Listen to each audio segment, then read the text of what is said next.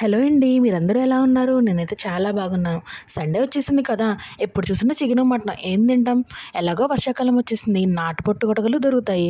దాంట్లో జీడిపప్పు వేసుకొని వండుకుంటే వేరే లెవెల్ అసల. చూసేద్దామా ఎలా వండేయాలో? ఫస్ట్ ఒక మూకుడు తీసుకొని దాంట్లో కొంచెం ఆయిల్ వేసుకుందాం. దాంట్లో ఉల్లిపాయ, పచ్చిమిరపకాయ ముక్కలు చిన్న చిన్నగా కట్ చేసుకొని వేసుకొని వేయించేసుకుందాము. కొంచెం ఫ్రై అయ్యేంత వరకు వేయించుకొని దాంట్లో కొంచెం సాల్ట్, కొంచెం పసుపు కూడా యాడ్ చేసుకుందాం. యాడ్ చేసుకొని ముక్కలన్నీ బాగా పట్టేలాగా తిప్పేసుకొని ఫ్రై చేసుకుందాం.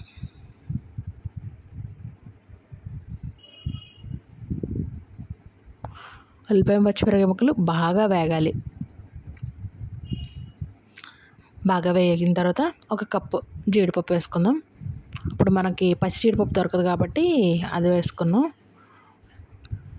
తర్వాత దాంట్లో క్లీన్ చేసుకున్న నాటుపొట్టు కడుగు ముక్కలు వేసుకుందాం.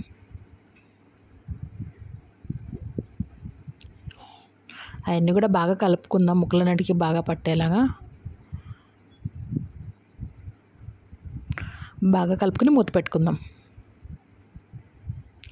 ఒక 2 మినిట్స్ మగ్గిన తర్వాత మూత తీసి అల్లం వెల్లుల్లి పేస్ట్ ఒక స్పూన్ యాడ్ చేసుకుందాం. బాగా కలుపుకొని తిప్పుదాం.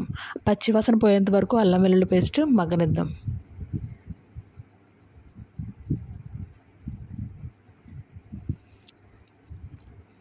పచ్చివాసన పోయిన తర్వాత తగినంత కారం యాడ్ చేసుకుందాం.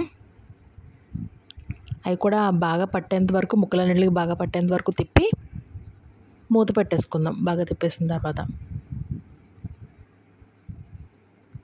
ఒక 2 మినిట్స్ ఆగిన తర్వాత మూత తీసి అన్నీ బాగా పట్టిన తర్వాత అట్లోకి ఒక 100 ml దాకా వాటర్ పోసుకుందాం.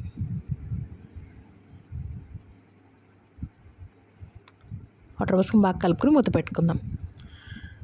అవి కొంచెం ఉడికిన తర్వాత దాంట్లోకి ధనియాలు, జీలకర్ర పొడి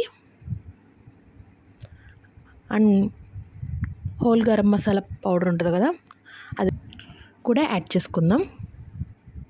అది కూడా బాగా కలుపుకున్న తర్వాత మూత పెట్టేసుకుందాం.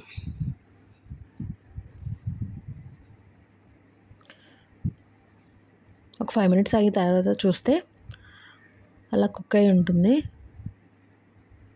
ఇంకొంచెం దగ్గర పడాలి,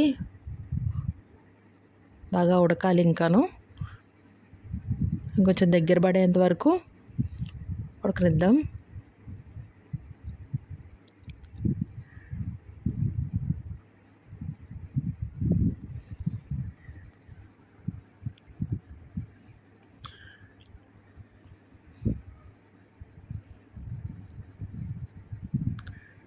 ఇదిగోండి, చూసారా బాగా దగ్గర పడిపోయింది కర్రీ. ఇలా దగ్గర పడేంత వరకు ఉడికిస్తే టేస్ట్ బాగుంటుంది. తర్వాత స్టవ్ ఆఫ్ చేసేసుకుందాం. అంతే, రెడీ అయిపోయింది.